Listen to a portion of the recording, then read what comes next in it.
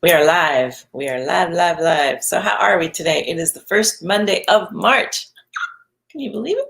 First Monday. So have y'all seen that interview with Jeff Arch? Was he spectacular? If you have not, it's here in the Facebook group.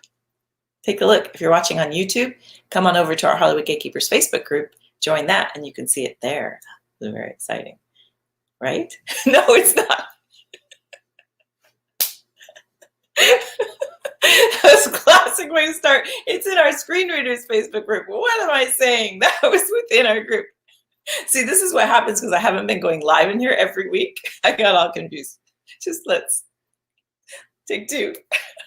Sorry about that. No, we did an interview though, and I'll talk about it. And if you're on YouTube, you definitely still should come into our Facebook group because we do a lot of cool things in here. But we interviewed Jeff Arch last week in our screen reader program. And I'm still like so excited about it. Hey, Doug, what's up? And he came in, he is the writer of Sleepless in Seattle, and he came in and just shared some knowledge bombs, boom, that were pretty amazing. So it was pretty cool. So that's within our screen reader program, because within our screen reader program, we bring in guests and that kind of thing. Good morning, Sheree. Rhymes with tree, not Barry. Wait, it doesn't say that here. So yeah, we bring in guests to our screen reader program and they talk about different things. And he came in last week and it was really spectacular.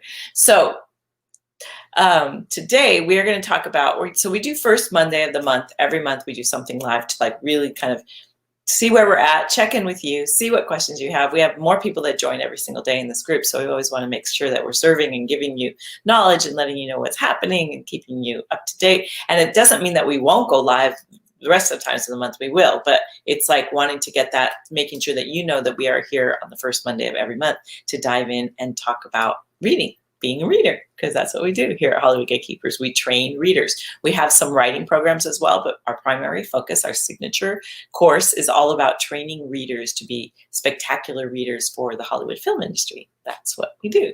So today we're going to talk about being a reader. We're going to talk about the importance of being a reader and your role as a reader and what does that entail. And I do have a handout, which you can get at, hey, Tanya, what's up?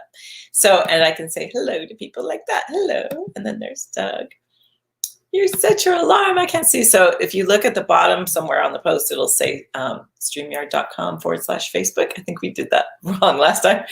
And then you can just click on that and then I'll be able to see your name. So, and there's Doug. Yay. And there's Sheree. Good morning. So I do have a handout. If you go to hollywoodgatekeepers.com/free look, I'm going to stick that up on the screen for y'all. If I have it. I think I do. Hold on one sec. Let me just change it. And when you go there, you'll be able to see, hang on, I'm going to edit that real quick because it's .com now. Very exciting. We're official. So if you go to hollywoodgatekeepers.com, free look, nope, that's not. There we go.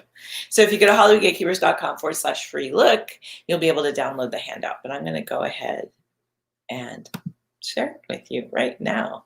The handout's not that big of a deal, but it's a way to later kind of help you, remind you of your role as a reader. So let me double check this. Okay, it's working. Okay, good. So let me scroll that down. So why are readers important? That's the very first thing. We're important. We're people too. So readers are super important because we are trusted advisors for people. So producers hire a reader to read a screenplay and then write kind of like a book report known as coverage, and then put in that coverage what the screenplay is about and what works and doesn't work. And then the the producer reads the coverage and decides if they want to read the script, meet the writer, do the movie, whatever it might be. Or the reader says, it's not quite ready, whatever. And then the producer moves on to the next thing. It's because there's so many submissions. Producers simply don't have the time to read everything. And then often they'll go home with what is called a weekend read, where throughout the week, the reader has said, you should take a look at this, this, this. And then the producer goes home and takes a look at those screenplays. So as you can see, like the producer's really trusting that reader to give them the good scripts, right? So it's like a really big deal. And we're really trusted advisors. Make sure I see your comments. If you have any questions, hold on, let me double check. Awesome.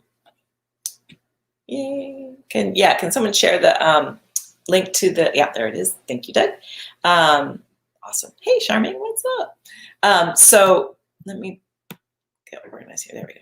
I want to be able to see my handout and your chat. Okay, there we go.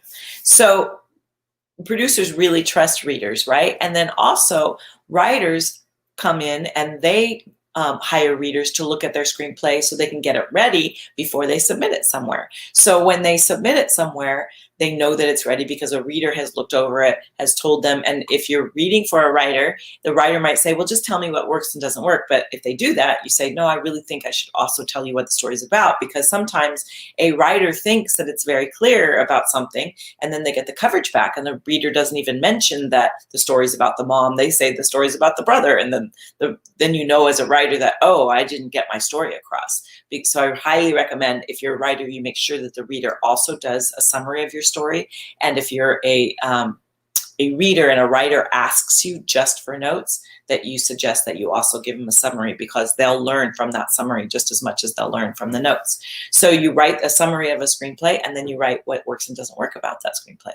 So that's the job of a reader. So as you can see, people trust readers and their opinion, and so you need to know your stuff. You need to really capture that screenplay well. You need to really be able to say what works and doesn't work, and really, do a good job with that. It's really, really important. And we are the only one. We are the only one in the process. Readers are the only one that are only focused on the story. We are focused on that screenplay, making sure that story gets across, that those characters get across. That's our job. The producers are like, I call them the jugglers, the clowns in the circus. They're like the jugglers. They're juggling so many, they're spinning all the plates. They're total acrobats. Producers are amazing in what amount of stuff they have on their plate. Writers are worried and, want their story to get, maybe not worried, but they want to get their story across, but they're also looking at their writing career, and there's other things in the writer's life, right? Executives, everyone else is looking at that screenplay with a bunch of other agendas going on, whereas readers are just screenplay. That's what we focus on. Is like, sometimes you might have a producer or someone that hires you to read a screenplay and look at the budget or something, but typically that's very rare. Typically it's just about the story and does this work. So really, and I see someone saying, wanting to figure out how to get in some doors, one of the main way to get in doors, have a really solid screenplay. One of the ways to have a really solid screenplay is make sure you have a reader take a look at that screenplay. So it's really, really important. And one of the ways that a reader takes responsibility for that screenplay is, I said, look at number 1 and number 3, is basically making sure that you do a good job so that you are a trusted advisor. And then our job is to find that hidden gem, like really getting out of the way yourself. It's not about you. It's not even about your opinion. It's about the screenplay, and you're taking your knowledge of screenplay analysis, and you're making sure that people know what was making that screenplay work. And so it's not about you and your opinion and it's about your knowledge that you're now imparting on this writer about their screenplay. So when you're writing their coverage, you're writing about their screenplay, not even about, like, we don't even use things like I think. We don't come from that place as we train our readers. We're not coming from the place of a reader saying, I think it should be this, I think it should be that, you should go do that. It's not about you, the writer. It's not about me, the reader. It's not about the producer. It's not about the audience. It's about the story. Story. Does the story work? Are the characters authentic? Do we know what's happening? Does it build? Does the dialogue get across? Like, it's about the story. And so as readers, our job is to dive in there, no matter what's happening with the script, whether the person this is their first screenplay and it's barely put together, or whether this is their millionth screenplay and they're a pro. It's like, we are still looking for the hidden gem. And so I get a lot of people that often say to me, oh, you must read a lot of bad scripts, or, is it worth it? That kind of thing. And it's like, yes, it's worth it. And no, I don't read a lot of bad scripts. What I read, if a script is quote unquote bad, it's not that. It's just they don't know what they don't know yet. And they're not in touch with their own voice typically.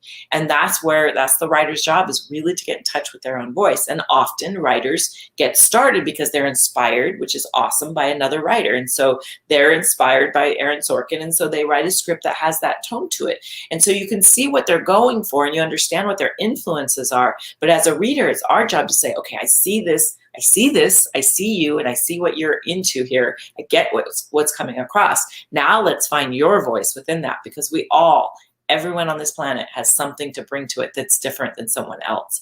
And so we're looking as readers for that hidden gem. And that's what keeps it exciting as a reader, because you're not sitting there judging. It's not like that. You're digging and looking, and how your role is to find the thing that's going to inspire that writer. Your role, I know we're called Hollywood gatekeepers, but our role is to kick the door open. And our role is to find the thing in that script that will open the doors that people are wanting. That's what we're looking for in screenplays. How can we help that writer kick that door open? And so even when you're working, producers want projects. They really, really, really do. They really want the next big thing. So you're looking for that thing, and your job is kind of like a casting director in a way too, where you're looking for that script that matches the producer. You know what the producer is looking for. You know what the script is. Do they fit together? Sometimes the script is brilliant, just doesn't fit with this producer. And it's like, you can say that this is a brilliant project. Might not be, I'm reading a rom-com and I've got a horror director back here that's looking at it. So it's like, you also need to be that conduit. So it's really exciting, right? It's like you're pushing together all of these elements to try to figure out what can mash up and make this great connection. So as a reader, it's really important for us to get out of the way and be part of figuring out that connection, being the conduit, as opposed to it being about you in any way at all. And so some of the things that we see as readers that are very much that are very much getting I'm a writer, I'm a reader, I can speak. What we see as readers, the main things that stop a screenplay from getting passed, I'm just going to name a couple. There's about 10. I'm going to give like 3 or 4. So one of the main, and one, kind of the big one, I always lead with this one because it's something as a writer that you can control. And that is that, your grammar, your spelling, your typos, your format, all the things that you can control that aren't subjective, like the difference between 2, 2, 2, that's not subjective. We know that the number 2, we know we're going to go 2 over there. We know I'm going to go 2. 2 of us are going to go to the store too. So really knowing what that is, knowing there, like being able to, read it so that when you say she walks down the aisle, you don't spell it like she's on a deserted aisle, like really looking at that, having even your friends, your mom proofread it or whatever for making sure the typos, that kind of thing. You can control that. Why would you let that trip you up? Why would you submit a screenplay anywhere that has any mistakes in it like that? So that's a number one thing, making sure that you don't, what I call snake your pages, meaning like you make your font smaller or bigger, or your margins, because you're like, really, it's long enough because I'm squeezing my margins in, so it'll be longer. Like, don't that, because that's out of integrity. That's worse than if the screenplay is too short or too long, is that it's the right length because you've messed with the format. We can spot that a mile away. Like, that's such a no-brainer. And it's also really like, it really can really slam the door in your face, because it's just not being authentic. You're trying to get around the rules. So really, sticking to the format. There's so many tools out there, Writer's Duet, Final Draft, Movie Maker, where you can write a screenplay. You can even, if you want, set your word. If you want to do, go old school, you can set your word parameters to be right. So just get that formatting correct. And then that's something you can control, right? And then really, like, some people call this lazy writing, but I actually, and I probably should have put this in the handout, but I actually think it's more fear-based writing. And that is including very cliches, like the most common sentences we hear in movies. Let's get out of here. Come here, I want to show you something. Like those kinds of things that the typical, and even describing in your screenplay, she's the typical housewife. Well, we don't want things that are typical in your story. She's unless the point you're making is that it's boring. But most people, it's amazing to me how many people describe their characters in a way that it's like, that is typical, that they're typical, that they're this, that it's kind of blah and nonchalant. Like, that's kind of lazy writing. But really, to me, what that is like not being bold and not taking a chance to describe a thing the way that you really think it should be described, or to take a chance with your characters doing something that you're not sure of or whatever. Like, those are the screenplays that get people's attention, because they're not those things. So some people in the industry, that's known as lazy writing, but I think it's more fear-based writing, of like, you're trying to do the thing that will get by, but really that thing that gets by, it gets passed on because it's boring. So really, like, honing in and really like double downing on your voice with that. And then there's 2 things that I've dubbed these things because I think it makes it easier to remember. And they go together, but one is called what I call screenplay stew, and the other is what I call genre jumping. Genre jumping, we're going to start with genre jumping because screenplay stew is often a result of genre jumping. So genre jumping, and there's a few other elements in screenplay stew that I will share with you. But genre jumping is like, you're going to start out with a comedy, and you're writing this comedy, and then you think, it'd be funny is if a zombie was there. Okay, now we have a zombie genre. We have got comedy and zombie, and you're like, oh, that's cool. And then it's like, oh, it'd be cool. And you have another idea. We should have a spaceship come in. And now, okay, now you've got sci-fi, and you've got comedy, and you've got you've got a zombie in there. And then it's like, oh, well, maybe he like pulls out a knife, or maybe they find out that it's his long lost twin brother, that now you're going down melodrama or telenovela. You're like going down all these other paths. And then you're like, and maybe this cartoon character pops in. That's really extreme. But the other examples are not that extreme, of like, you've got a thriller and then someone does something hilarious, or you've got, you're in one genre and then you think it would be really cool to suddenly bring in another element. And people do this all the time. And what that comes from, I think, is as writers, you're always wanting to try to come up with new ideas.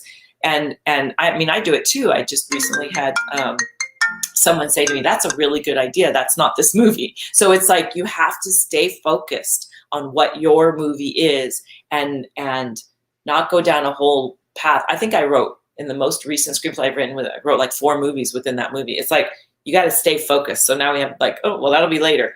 Wrangle those ideas. Within our programs, we actually have a screenplay tracker so that you can wrangle those ideas, so that when it comes to you don't want to throw it out, put it in a drawer somewhere. You can do that one later, but just stay focused on your story. So it's like, it can be really hard to do because you're so creative. We're creative types. And it can also, as a reader though, it's just confusing and you don't know what the person's trying to get across as a reader. So this is a really great thing as a reader that we can help with and say, you've got too many genres in here. Like, let's, really keep an eye out for that. Sometimes it sneaks in and you don't really even realize that the person has gotten away from the genre they started with.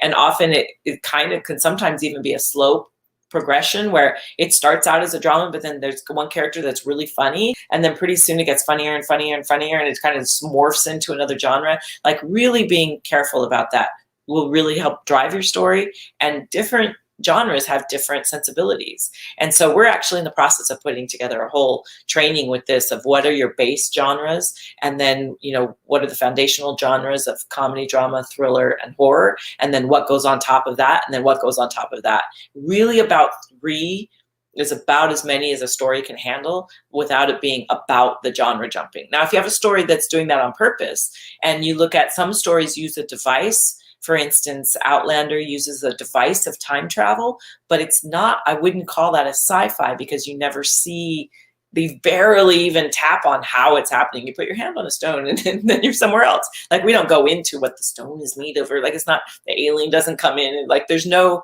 sci-fi element to it. It's a period fantasy. So it's like really understanding your genre in that way. And then, because having all of these genres, that can lead to what I call screenplay stew. And that's because you have too many things that you're throwing into the pot. And then along with genre jumping is also just too many subplots. So you've got this main story going, and then it's a romantic comedy and the romance is happening. And you often see this in romantic comedies. Actually, it's one of my favorite. It is actually one of the things about romantic comedies that is part of that genre, is the idea that the supporting characters have major influence in a romantic comedy. So they really influence the romance in some way. They're either supportive or blocking it. And so they also often in romantic comedies, the lovers are straight men and women, and the supporting characters are the comic relief, and they're providing all the crazy comedy, while the 2 people are pretty serious in their roles, but they're just trying to get together. And that's what makes it funny, is all the wacky people in their life. I think Notting Hill is a really great example of that. 5 Year Engagement is another great example of that, where there's all this just wacky stuff going on with the sub characters, and then the main characters are just kind of trying to make their lives work. But often that will happen, and then sometimes those characters get out of control. And so then suddenly you've got this subplot of these 2 characters that are supposed to be supporting the romance, but they're off doing their own thing. And this happens all the time, where a subplot will just run off in a direction. All of your supporting characters are solely there to make the main characters blossom. And I always joke about how Donkey is the best example of a supporting character ever, because through Donkey, we are able to learn how Shrek has a softer side. We're able to he has a huge comedy relief, and he has a subplot with the girl dragon that's brilliant, but doesn't pull from the story at all. But it gets across with one line: "You're a girl dragon," and that's what makes it like, I mean, it's so hilarious, right? But we don't, I mean, it doesn't run off down the whole donkey dragon life. It starts to do that a little more in the later episodes, and I don't think it works as well as in the first episode where he's so focused on Shrek. But that's a whole different thing, because we're talking about multiple stories. But in your first story, your original story, it's like you want it to be about that main person. And through Shrek, we get, I mean, through the donkey, we get that, you know, he's an onion, and we get that whole thing about how lovely Shrek is on the inside, which then makes us believe that the princess will fall for him. If we hadn't have seen the softer side of Shrek because of Donkey, we might not have believed that the princess would fall for him. It's such a beautiful triangle. And so it's really, and then the batting eyelashes, right? So it's really, really important that we understand as readers these ideas of screenplay stew, because when you start doing that, pretty soon you've got so many ideas and so much happening that you can't even kind of make heads or tails out of it. So that's what we look for as readers. Those are the main things that will stop your screenplay from getting through, is that there's too many genres, it's kind of a mess, and there's too much going on. Stick to your story, making sure that your characters and everything are really feeding and supporting your protagonist or protagonists, depending on your genre. So I hope that's helpful. Those are the main kind of things for readers. I wanted to just kind of get back to basics. I feel like we have so much going on that sometimes, you know, we've added whole coaching programs for writers, and we're talking about life so much. And because I really wholeheartedly stand in the idea that if you have an authentic and happy life, you will write more authentic, better screenplays, and that a horror film will be a better horror film if the people that are making that horror film are have even-keeled lives and are happy, or at least content, optimizing for, you know, being alive and exploring life and enjoying the moment. If you are doing that, all of your work will be better. That is kind of underlying all of our work. And so sometimes we talk about just that and not about the reading process. And I thought, let's get back to basics for a while, talk about reading and just remind ourselves why we're here. And then all of that thing, you know, everything still applies in terms of, we constantly refer to, if you understand the relationships in your life and why they work this way, your characters are going to be so much better. And as a reader, if you understand relationships and that kind of thing in your life, you're going to be able to guide that writer into having a screenplay that's very authentic. And you're going to be able to give producers notes that say, here's what this needs, that's going to make it so much better.